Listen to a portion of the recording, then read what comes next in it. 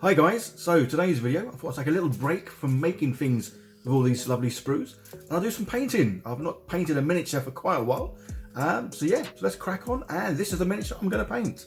And as the title says, I want to show how easy it is to paint a miniature in the comic book style. So obviously I wanted a nice big chunky miniature, which I've got there, and then the paints. So I'm going to show you what paints I'm going to use. As you can see, most of them are going to be from the Army War Painter range, just because they're nice, thick, solid colours. Obviously no slapchop paint in here, that's for sure. So I've got my brush and my little silicone thingy, and it is a case of getting the colours you want to use. As you can see guys, yeah, I am not watering down these at all. These are going on lovely and thick. I know some of you people might be looking at me going, you nutter. But yeah, I'm putting them on nice and thick, as obviously I want these colours to be strong, vibrant colours. And that's the main thing with doing the comic book style. Yeah, everything does look lovely and strong.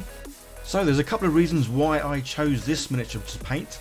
One, obviously I wanted something nice and reasonably big and chunky, and yeah, he definitely fits that bill. The other thing is he's got lots of sort of flat areas. Comic book style is difficult to do if you get a miniature that has tons and tons of small detail. So these larger sort of ones, again, this is the kind of thing slapchop wouldn't work well for him, because he has got lots of large areas that are relatively plain, but that's why comic book style works really well. And the last reason I chose this guy is my daughter plays Overwatch, so yeah, this is the kind of thing I can paint up and she'll have sitting on some sort of shelf in her room. So it saves me making something and it just getting binned really. So as I say, yeah, it's just a case of going around blocking in all the sort of the base colours. Again, when you come to do this, you can start light and then go dark, or you can start dark and go light. In my case, as you'll see coming up soon, yeah, these are the darker of the colours, and then it's a case then of getting the lighter versions of each one, but we'll have that coming up in just a mo. So this is only about the 4th time I've ever painted in the comic book style, so while I'm sort of showing you how to do it, there's probably better people out there that do it even, well, better than me, but this is just a simple guide on how to get started by doing the comic book style. Certainly is a fun thing to do, but it is one of these things where you need to sort of, well, practice makes perfect, and bear with it. When I did my first one of these, I painted it all up and I thought, what's going on here? This just looks, well, it looks naff. It's not until it gets to the very end that you sort of start seeing it as, well, as a comic book style, and it all sort of takes shape and starts to look really, really good. So definitely bear with it, and as I always say, have fun, which I certainly do now, and it's all because, well, I'm a little bit easier on myself. I used to be too critical about everything I used to paint, and the fear and worry of making something, well, not look good. As soon as I took that away and just had fun with everything, yeah, I enjoy the process of painting, and I enjoy what the results are. So yeah, it's all about having fun. Well, I will admit it does feel weird not slapchop painting a miniature as well. Using speed paints, dipping inks and all the rest, they really do everything for you. In this case, when you do the comic book style, yeah, it's a little bit more thinking needed. But as I say, don't overthink it, don't worry about it, just have fun. And the first thing to do, say, is to get all those initial sort of base colours on. And that's this dude done. So that's him, the first step done. So he's got all the colours on, looking pretty good. So love the look of this figure. And yeah, he's just absolutely awesome.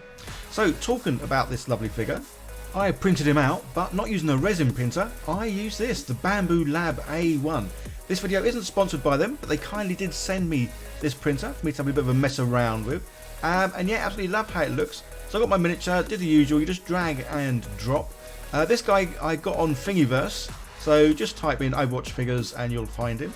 Nice and free, because obviously I do like free stuff. So yeah, over on Thingiverse. So I dragged and dropped him in, didn't change any of the settings.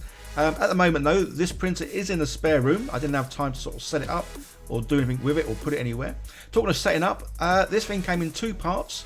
Took about 5 minutes to put together, and then straight out of the box I was pretty much printing.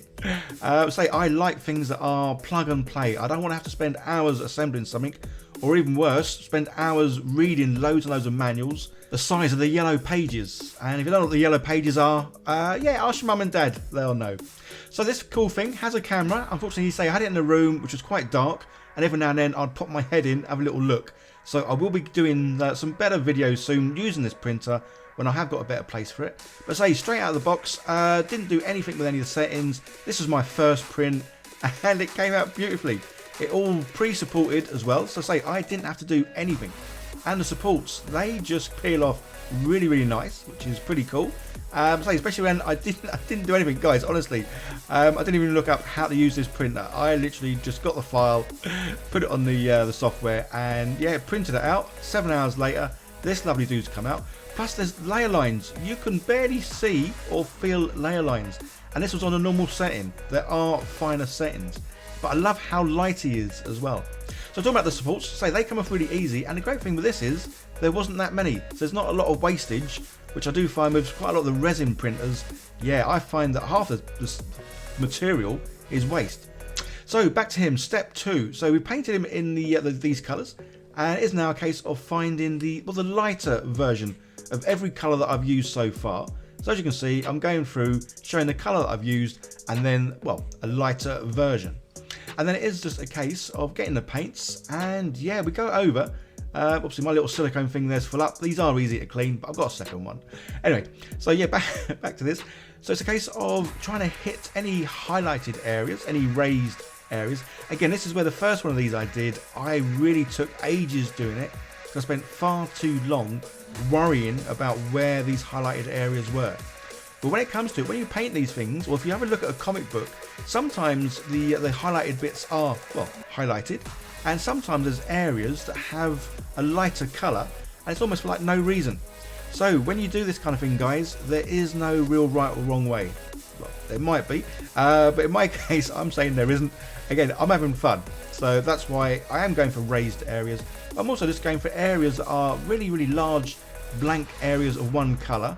Yeah, chuck a little bit of another colour, just to sort of vary it up. But say, you try and hit the highlights, the raised areas, but yeah, have fun with it.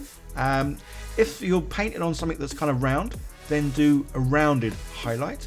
Obviously, if the area is flat and square, do a flat square highlighted area. It's one of these things where you have a little bit of a mess about, and you kind of get your own feel for it and what you like the look of. And that's like I always say as well, you're painting for you, not anyone else, unless you're in some sort of competition, and then obviously you are painting for someone else. But yeah, if you're doing something like this and it is just for you, have fun with it, paint it how you want. And as long as you enjoy the painting process and enjoy how it looks, then yeah, that's the main thing. So that's step 2 pretty much done. So it doesn't take too long to paint like this. And obviously it's one of these things that does get quicker. The more relaxed you are, the more you're just enjoying it and going along with the flow. So the next stage is the one where, well, it starts to really look comic book style. Because at the moment, it certainly doesn't. It looks cool. I must admit, I'm quite pleased with this. I love the look of this chap as well. So that's kind of why I really like the look of this. But yeah, the next stage is black lining. 2 options here. We'll either use a black felt tip pen. That's normally my go-to method, just because I find it a lot easier and more comfortable. Or you could use obviously a paintbrush and use that with some black paint. And this is a bit, probably takes the longest out of every bit, because you need to go around every single edge and put a black line. Because obviously when you've got the comic books, well, they are drawn with black pens and then just coloured in. So yeah, it's just a case of going around every single edge, every single line with a marker pen, or say use the brush, but say for me, I do prefer the marker pen, especially these ones because they have obviously 2 ends, a thicker end and a thinner end. And that's the other thing I noticed with the comic book, well, actual comic books. When you have a look at some of the pen work, some lines are a lot thicker than others. So again, don't worry too much if your pen is super thick or not very thick. It really does make no odds. Again, have fun, guys, because I know I did with this. So yeah, just go around every single line. But as I say, this is the bit that takes longer than anything else, but this is also the bit that starts to make it look, well, comic book style. And as you can see, yeah, the black lining, it does make a big difference. It gives it that 2D effect. So when you take a picture of this, it will look, yeah, definitely more 2D. Obviously, there's lots of large areas with nothing on them, and with these bits, you just do a bit of shading, or cross-hatching, or just little lines, higgledy-piggledy. Again, there's probably a method to this madness. I don't know what it is. Again, I'm just doing things for the fun of it. There's definitely more people out there that can do comic book style painting a whole lot better than me. But yeah, I love how this dude has come out. I say, in fact, he's big and chunky because he's almost like an orc. But yeah, love it.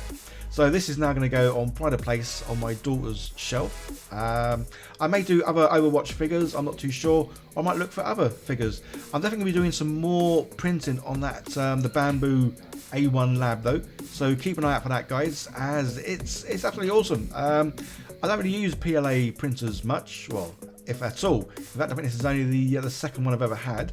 And the fact that I can get it out of the box, get this kind of thing printed so quickly, and I say, it feels as smooth as anything. And there are better settings I could have put this on. And his weight, yeah, there's no weight there at all, which I absolutely love.